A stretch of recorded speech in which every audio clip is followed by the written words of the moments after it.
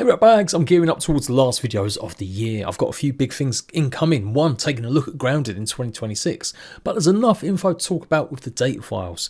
Not a huge amount has really changed, but there has been a few little extras added from the hot fixes that Grounded's had in the last few weeks since the last major update. Everything from potential for wasps, fireflies, community garden sub-biomes, and what's going on with melted sourworm sweets in the greenhouse. Also, the game's director Chris Parker talks about the future of Grounded somewhat and how they're going to be focusing on building and even more Tames. Please leave a like if you find this video useful, and let's go.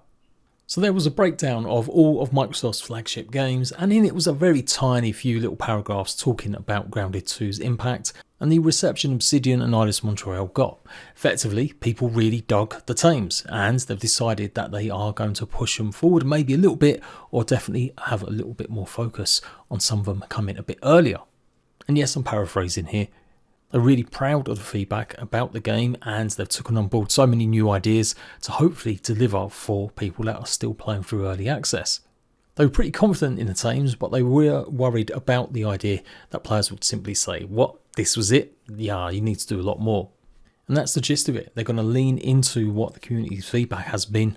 So what that really means, I'm not too sure. Like, are we going to start seeing more mounts than just the ladybug added with the winter update?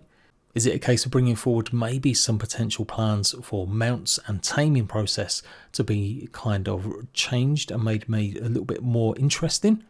There is something about Buggies 2.0 listed, and we know mutations and stuff are coming for them. So that could be the roundabout way of saying some of that stuff is going to be moved up. One less maybe positive is negatives that they felt people were giving them about building. Didn't really explicitly say what the issue was, and I struggled to see that feedback myself, but I'm not a building channel. Don't get me wrong, I know there's loads of bugs and issues with walls rotating sometimes, or invisible walls on trees at the moment because of the engine upgrade. But the vast majority of feedback I see from my comments is talking about instability and basically having more repeatable content that keep people occupied. All in all, it sounds good though. We're going to have a mid-size update in the springtime, so maybe that will be a revamp of the building somehow. It might not be as big as that, it might just be about having more pieces and more freedom to build, maybe getting rid of collision in some places. That would be like, I guess, a dream for most. Or just being able to, I guess, rotate pieces like you can do in a lot of the playgrounds in Grounded 1. And yes, we've got the winter update, and then they're talking about a massive update in the summer. So I will be diving into this in more detail in another video. So a small little snippet, but loaded with some stuff if you really dive deeper. Okay, as you can see here, we have the Wasp. Yes, it's making a return. Now, I've shown off the Wasp armor before in my preview of all the new and returning bugs that are coming in the winter update. But this is the first time we've actually seen a updated model. So it's pretty minor. And bear in mind, this is not a full 3D render like this one. There's definitely a lot more detail and patterns within the black spots compared to the old Wasp. And you do notice it's a little bit more brown looking here. The rest of it looks relatively the same or similar. It has got very similar markings in terms of the lines on its abdomen. But it's definitely these parts here. There's just a lot more patterns and detail compared to what we had in Grounded 1. Also, it feels like the wings might be slightly larger. So it might be just a case of that. Maybe it will turn out black, but definitely seems to have more patterns on it. One thing we haven't seen is any kind of new gear in terms of weapons for Wasps.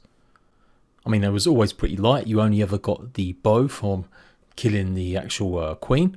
And apart from the Wasp hive stuff, the paper that you got from shooting down the small little hives, there wasn't really much you did with the parts. So, are we going to see another bow? Are we going to see a returning Wasp queen? We've already had big debates about whether or not the Broodmother is going to count as a returning creature or boss. But really, what kind of new gear could we have from Wasps? But a big shout out to Cooked Shrimp for this one. Now let's take a look at the Firefly. Now this was meant to have been as part of, I guess, Grounded 2's early access, since they were shown off in the trailer. But we never saw them, we never got them. Well, it does look like they are back on the menu, and this is the first sign we've actually seen of any kind of models, any kind of gear. There's been nothing in the game files other than the old assets. So again, probably more than likely just more pattern details. But it does raise the question, what are we going to be doing with these guys? Are they still going to be a tier 2? Are they going to be a tier 3? Are they going to do more damage and simply slow you down? There were so many utilities they could use Fireflies for, especially when it comes to emitting more light. Obviously the helmet was always great, that you could see in the dark and stuff, but I've always wanted to have a trinket that did the same job, so you wouldn't have to worry about carrying anything and still be able to use all of your favourite armour sets and stick to using a two-handed weapon. So I'm really hoping they think about that and add some sort of Firefly trinket. It would basically be like a keyring light or a globe. But yep, this is another one that's recently been worked on. Shout out to RATBAGGERS for this info. And it's kind of minor in the grand scheme of things, since we've already seen quite a bit of concept art showing the ladybug saddle, but this has been updated recently. It does look like they are going for this lean back approach more, with the turret in the middle. So it is pretty similar to the concept art, but yeah, that's what we're likely to have when the actual turret saddle arrives with the ladybug mount. Also from a while back, these are the renders of pretzels and hot dogs or billy dogs. They're not in the game yet, but this is the kind of thing to expect if they do get added properly. Corn dogs, not billy dogs, forgive me. I actually had one of these for the first time when I was in America. Not when I went to go and see Obsidian, instead actually when I went to New York a few years ago. So are we going to be chopping this off, or is this simply going to be something we see on a menu maybe? The fact it's got mustard slathered all over it, I kind of feel like we probably won't actually chop half of this one down. But the pretzel, maybe. What if this is the new way to get salt? No more just finding it in one certain spot in the caves. You can go ahead and chop one of these down, and that's how you can pick up salt. So big shout out to Ginger for that one. And stuff we already knew, like the sour mutation giving immunity to the acid pools debuff. But this is something that maybe I didn't go over completely. The 3 names of some of the sub-biomes. Veggie Garden, the Pumpkin Patch, and the Greenhouse. So that falls in line with what we can see from the concept art and what we know already. And I told you guys there is some sort of anthill labelled as Defiant last time. That might have something to do with ant killer, and that might be the toxic stuff that we're seeing scattered around the gardens to kill ants. That's my theory at least anyway, that this poison has been put down an anthill, hence why it's called the Defiant Anthill. But we also have the War-Torn and the Waterlogged. Now the War-Torn might be the one that's meeting underneath the big wall, and that's going to be the fight between the regular red ants and of course the black ants. And then Waterlogged, well, it's pretty self-explanatory. Some sort of puddle, maybe a tap's been leaking. There's also some lines about smashing or underwater, so we may actually have that added, as well as obviously the slashing with daggers. After a few adventures around the map, there is some soggy roots to go ahead and chop through, with a few pipes and stuff that I saw a little while ago. And Doodle also found this as well. You can clearly see the pipes coming underneath the waterline. This might be our first true adventures into some sort of underwater content ahead of the summer update. Also, we're expecting some sort of sour staff, whether it's going to be powered by sour sweets, like, yeah, probably. And that's got something to do with the rust beetle. Again, go and check out the video where I've shown that off. But there is another staff coming to the game. And I've barely mentioned it before, but it does look like it's some sort of healing staff, so good for support. Now, if they're still going along with this, it does look like it's made out of pinecone pieces. So an outside bet it could be there for the winter update. And that would give, I guess, staves a nice balance. We currently have 2, plus the variant of an orc course. And then we get another 2 staves in this update. 1 sour and 1 healing. This one's called the Hyper Beam. And yeah, charged attacks will heal allies.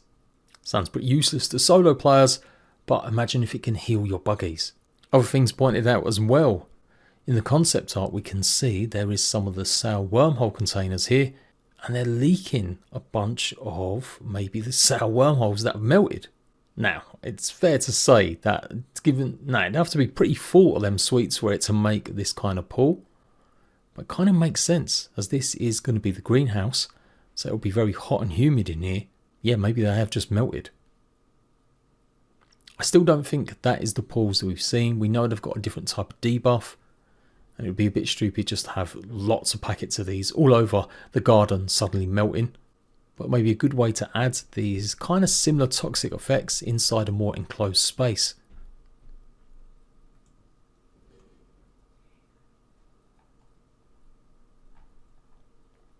And limes from the lime tree.